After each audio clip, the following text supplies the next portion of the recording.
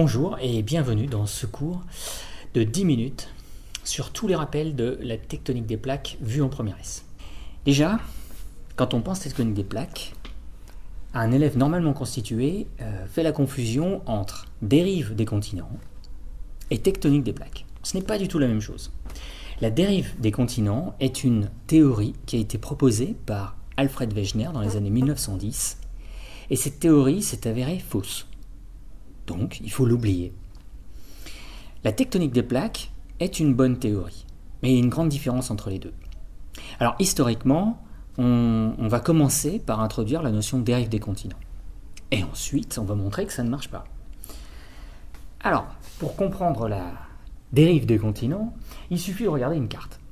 Quand on voit une carte, et en particulier si elle est bien faite et si elle présente le fond des océans, comme c'est le cas ici, c'est-à-dire que j'ai enlevé l'eau de mer et je ne garde que les roches qui se trouvent en fond, je remarque que les limites des continents, en particulier africains et sud-américains, semblent s'emboîter absolument parfaitement.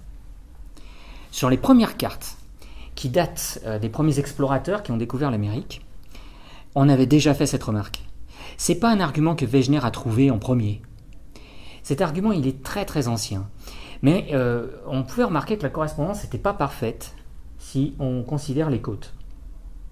Par contre, si je considère la partie de continent qui est sous l'eau, là, et qui est en bleu clair sur cette carte, c'est ce qu'on appelle une plateforme continentale, un plateau continental, alors à ce moment-là, l'emboîtement est absolument parfait. Et si l'emboîtement est absolument parfait, alors il faut admettre que ces deux continents, autrefois, étaient soudés en un seul continent. Et si toutes les terres de la planète sont réunies en un seul continent, on va appeler ça Pan, Pan c'est tout, G, terre, Pangée, la Pangée. Et tout le reste, c'est la mer, Thalassa en grec, Pan, Thalassa, c'est toutes les mers en un océan. En gros, l'océan Pacifique actuel, dont il reste encore une bonne partie aujourd'hui. Cet argument-là, encore une fois, ce n'est pas tout à fait un argument de Wegener, on le connaissait déjà avant. Mais on ne pouvait pas encore admettre que les continents se déplacent, parce que tout simplement on ne les voyait pas se déplacer. Par exemple, si je fais cette expérience-là devant vous, attention, je vais sauter, je retombe bien au même endroit, le sol n'a pas bougé sous moi, et donc j'ai l'impression que rien ne bouge. En fait, c'est pas vrai. Le sol s'est bien déplacé. Mais il s'est tellement déplacé lentement que je n'ai pas pu le sentir, ni même le mesurer. Avec les moyens, en tout cas techniques, dans les années 1910, on n'est pas capable de voir que l'Amérique, là, et l'Afrique, là, se déplacent à une vitesse de l'ordre du centimètre par an. Centimètre par an, c'est une toute petite vitesse, c'est sûr. Aujourd'hui, avec des GPS, on est capable de le voir. Et donc, il n'y a pas de doute. Aujourd'hui, oui. Mais pas avant. Alors, Wegener, lui, il a apporté un argument quand même qui est assez décisif. Il est paléontologique. Il est paléogéographique. Il a remarqué que certains fossiles, très anciens, qui datent de l'ère secondaire, et des animaux terrestres, et des plantes terrestres, se trouvaient à la fois en Afrique et en Amérique du Sud. Et ça ne peut pas se résoudre autrement qu'en ressoudant ces continents. En effet, il n'est pas possible que ces animaux aient nagé là pendant des milliers de kilomètres. Pareil pour les plantes. Bon, c'est envisageable pour une plante à la limite, mais pour un animal, non, pas possible. Et puis autre chose aussi, il a trouvé des traces de glaciers ici et ici. Et si on soude les continents, on a une calotte polaire bien en disque comme ça. Attendez, une calotte polaire ici? Ça veut dire que le pôle sud était là alors? Si le pôle sud était là, ce qui était vrai, ça veut dire que les continents étaient plus au sud. Et donc tout a bougé. Voilà. Ça, cet argument-là est apporté par Wegener. Et pourtant, on ne va pas le croire. On ne va pas le croire parce que les physiciens ont remarqué que toutes les roches qui se trouvaient là sur la carte, mais toutes celles qui sont aussi en dessous en profondeur de la Terre, elles sont solides. Si ces roches sont solides, rien ne peut bouger. Et d'ailleurs, on constate que rien ne bouge avec les yeux. Donc, Wegener et la dérive des continents va être abandonnée. Pendant 40 ans, on n'en parlera plus. La tectonique des plaques. La tectonique des plaques, c'est complètement différent. C'est pas Wegener.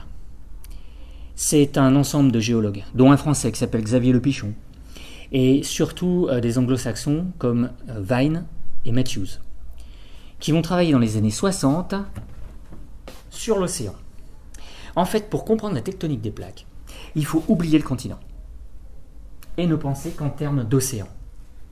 Parce que la tectonique des plaques, c'est uniquement la conséquence de la dynamique de l'océan.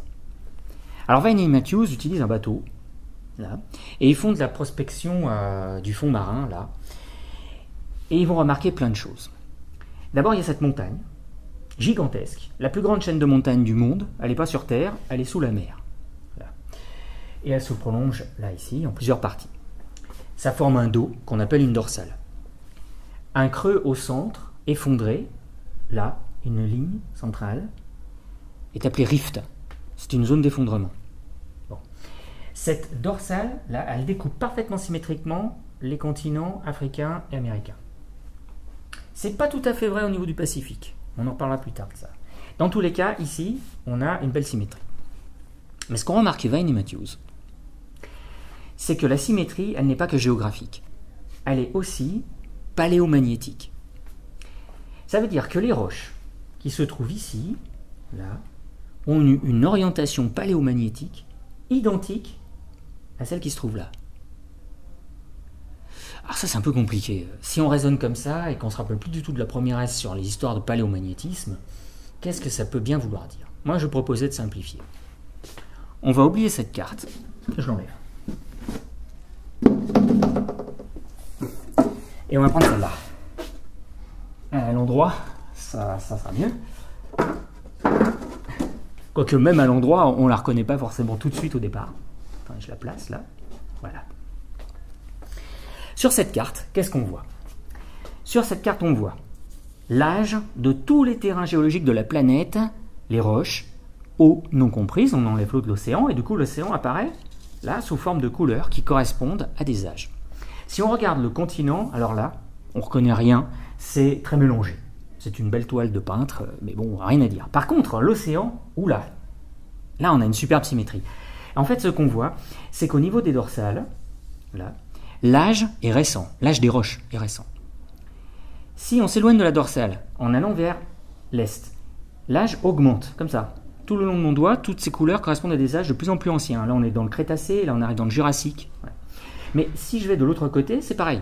Je pars tertiaire, secondaire, le Crétacé, Jurassique, et en fait, j'ai les mêmes âges en symétrie.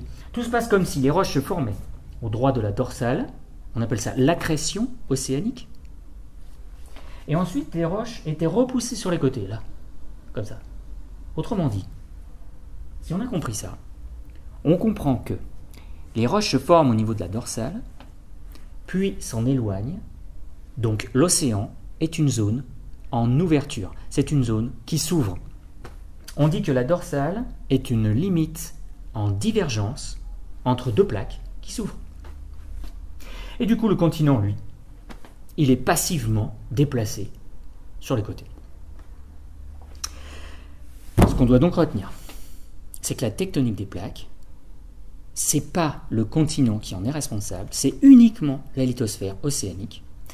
C'est l'ouverture d'un océan qui est à l'origine de la tectonique des plaques. Alors, j'ai oublié quelque chose. La forme symétrique de l'océan Atlantique est indiscutable. Par contre, la forme de l'océan Pacifique, elle est plus complexe. Si on regarde ici la dorsale, on voit qu'elle n'est pas du tout au centre. Là. On a un grand déséquilibre avec ici une zone extrêmement grande d'océan Pacifique, là, et là, une toute petite partie. Rappelez-vous, une dorsale, c'est une limite de plaque en divergence. Là. Ça veut dire qu'ici, j'ai une immense plaque, et là, j'ai une petite plaque. Là. Si on regarde bien, j'en ai même une toute petite ici, là, là, là.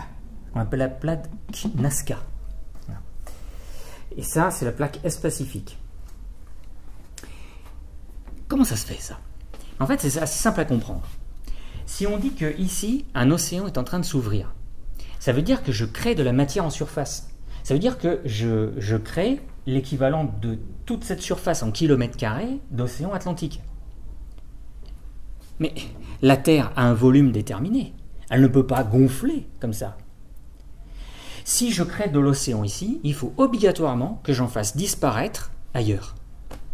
Et l'océan qui en permanence disparaît sur la planète, ce n'est pas l'océan Atlantique, mais c'est l'océan Pacifique. Cet océan Pacifique est en train de disparaître. Rassurez-vous, il ne disparaîtra pas complètement. Il est même vraisemblable que ce soit le contraire. Cet océan va reprendre du poil de la bête, mais d'ici 250 millions d'années, on s'en rendra compte. Aujourd'hui, on en est là. Ce qu'on voit, c'est que partout au bord de l'océan Pacifique, la limite, là, n'est pas une limite en pente douce, c'est-à-dire qu'il n'y a pas de plateau continental, comme ici. Ça, c'est ce qu'on appelle une marge passive, entre parenthèses.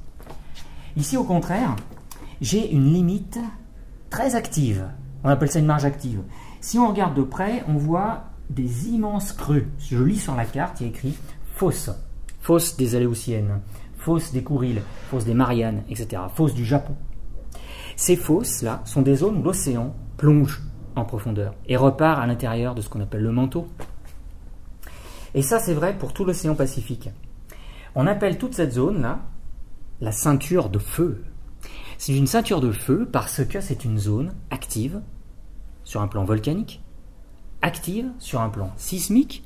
Et oui, quand on entend parler de gros séismes sur la planète, ça peut arriver parfois un peu en Italie, en France, bon, on ne s'en rend pas vraiment compte. Pourtant, il y en a des séismes, ils sont tout petits. Par contre, les grands séismes dont on entend parler, ils sont là, tout autour. Ils provoquent parfois des tsunamis. Ici, le Japon, là, avec son immense fosse juste devant, et on comprend donc ce qui lui arrive. Le Japon est placé juste à un endroit où l'océan disparaît. Et cette disparition entraîne des frottements, et dès qu'il y a frottement, il y a séisme. Des séismes très très forts d'ailleurs. L'océan Pacifique est un océan qui s'ouvre, comme l'océan Atlantique, mais qui se ferme plus rapidement qu'il ne s'ouvre. Ce qui fait que les continents ici se rapprochent, pendant qu'ici, ils s'éloignent. Voilà. Et au final, donc, je conserve mes surfaces, heureusement. Et donc finalement, la tectonique des plaques est due totalement à la dynamique de l'océan, avec l'ouverture au niveau des dorsales, là, l'expansion océanique qui déplace les continents, et la disparition de l'océan au niveau des fosses de subduction. 1. Ouverture, c'est l'accrétion océanique, dorsale. 2. Expansion, sur toute la surface de l'océan. Et 3. Disparition de l'océan au niveau des fosses de subduction. Là, on a la tectonique des plaques. Et la différence finalement entre dérive des continents et tectonique des plaques, c'est que la dérive des continents ne fait appel qu'au continent, alors que la tectonique des plaques ne fait appel qu'à l'océan. Donc c'est vraiment très différent.